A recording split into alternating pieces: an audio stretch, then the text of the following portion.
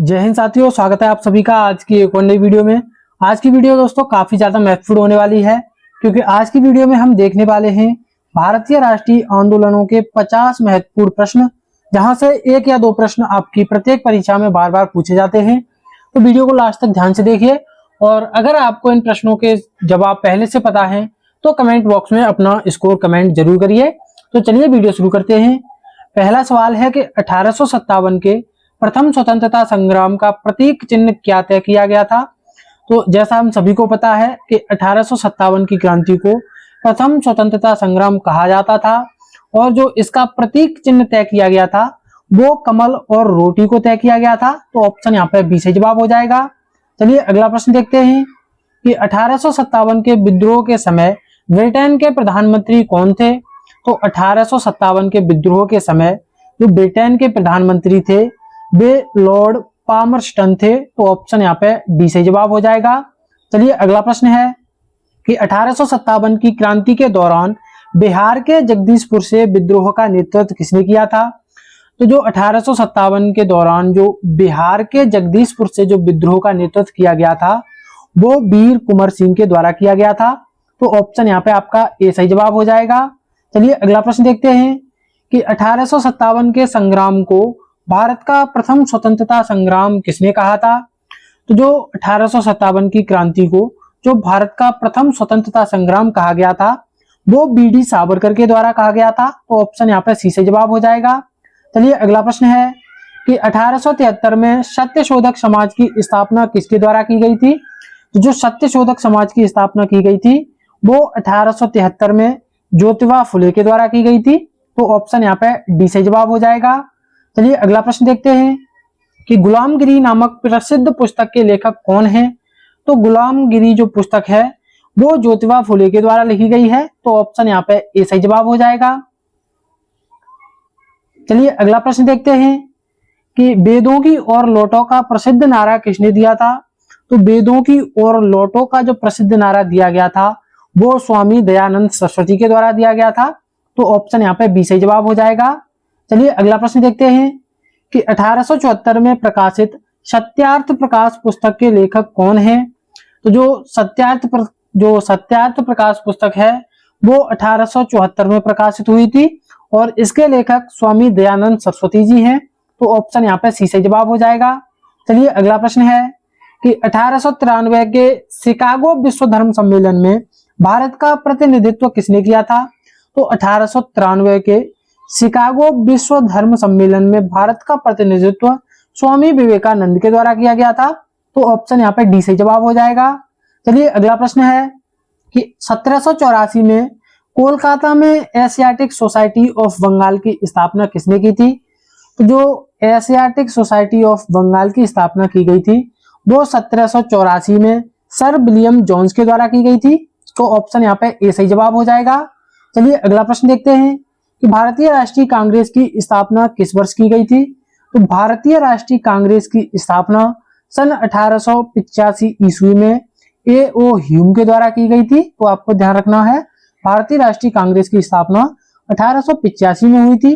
तो चलिए अगला प्रश्न देखते हैं कि भारतीय राष्ट्रीय कांग्रेस के प्रथम अधिवेशन की अध्यक्षता किसने की थी। तो जो भारतीय राष्ट्रीय कांग्रेस का प्रथम अधिवेशन हुआ था उसकी अध्यक्षता व्योमेश चंद्र बनर्जी के द्वारा की गई थी, जिन्हें हम WC बनर्जी के नाम से भी जानते हैं। तो ऑप्शन यहाँ पे सी से जवाब हो जाएगा।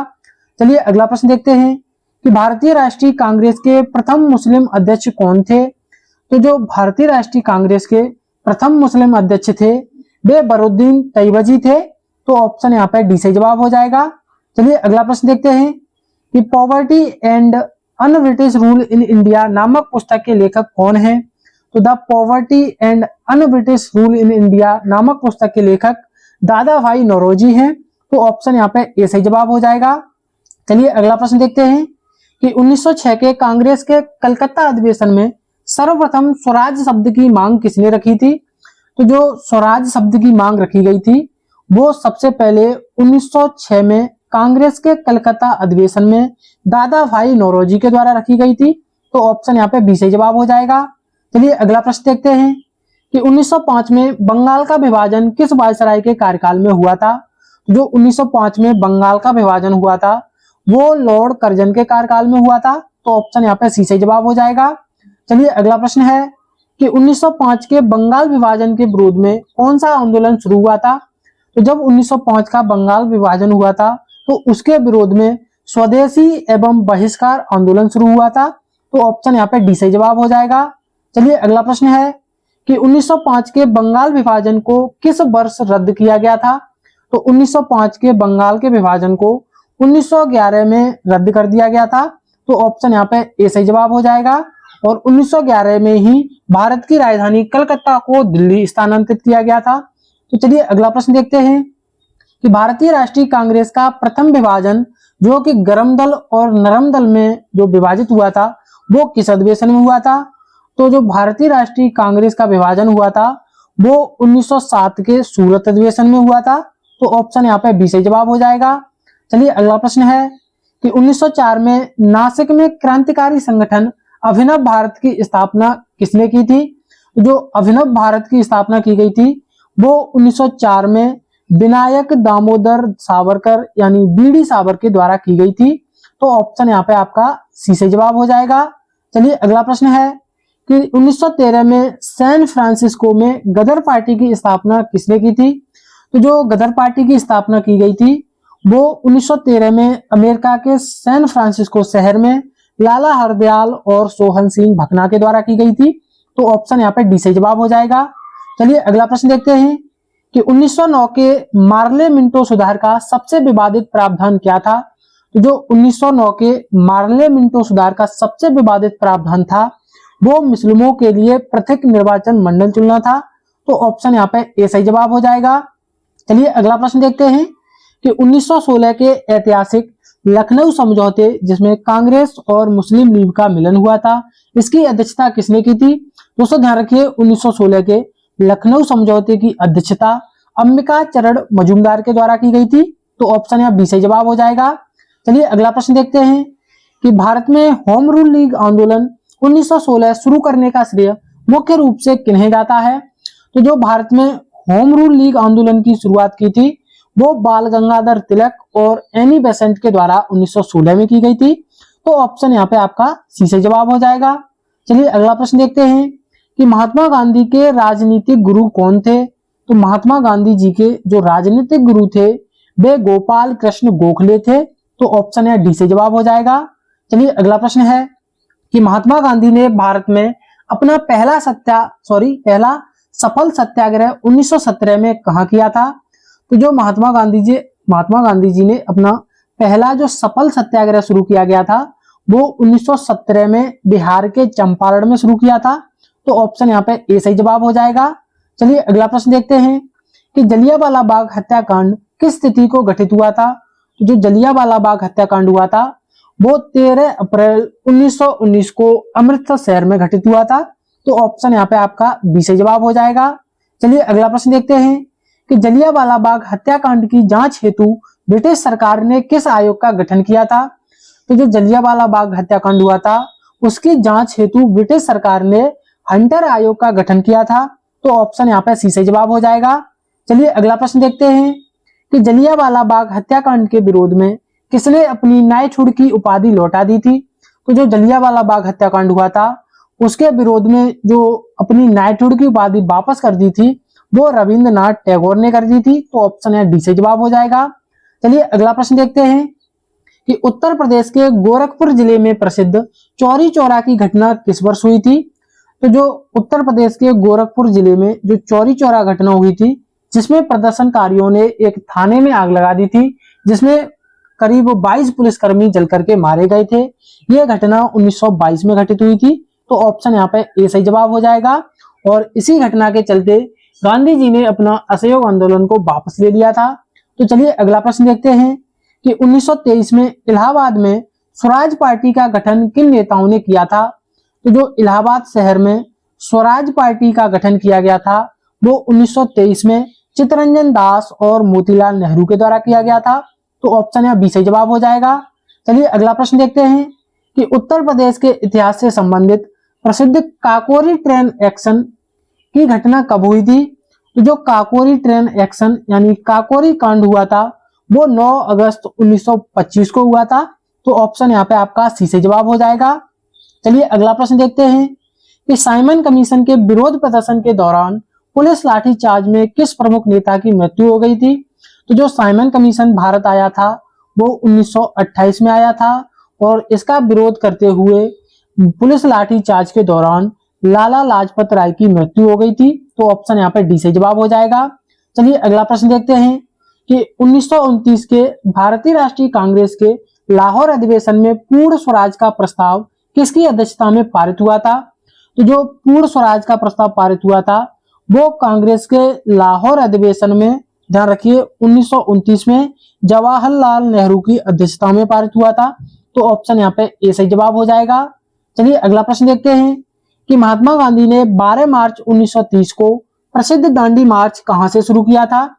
तो जो महात्मा गांधी जी के द्वारा 12 मार्च 1930 को जो दांडी मार्च शुरू किया गया था वो साबरमती आश्रम से शुरू किया गया था। तो ऑप्शन यहाँ पे बी से जवाब हो जाएगा। चलिए अगला प्रश्न देखते हैं कि 1930 में सीमांत गांधी के नाम से प्रसिद्ध खान अब्दुल गफ्फार खान ने किस आंदोलन का संचालन किया था। दोस्तों ध्यान रखिए 1930 में सीमांत गांधी के नाम से जो प्रसिद्ध खान अब्दुल गफ्फार खान को जाना जाता है, उन्होंने लाल कुर्ती आंदोलन का मतलब संचालन किया था। तो ऑप्शन यहाँ सी से जवाब हो जाएगा। चलिए अगला प्रश्न है कि 1921 के द्वितीय गोलमेज सम्मेलन में कांग्रेस के एकमात्र प्रतिनिधि के रूप में किसने भाग लिया था।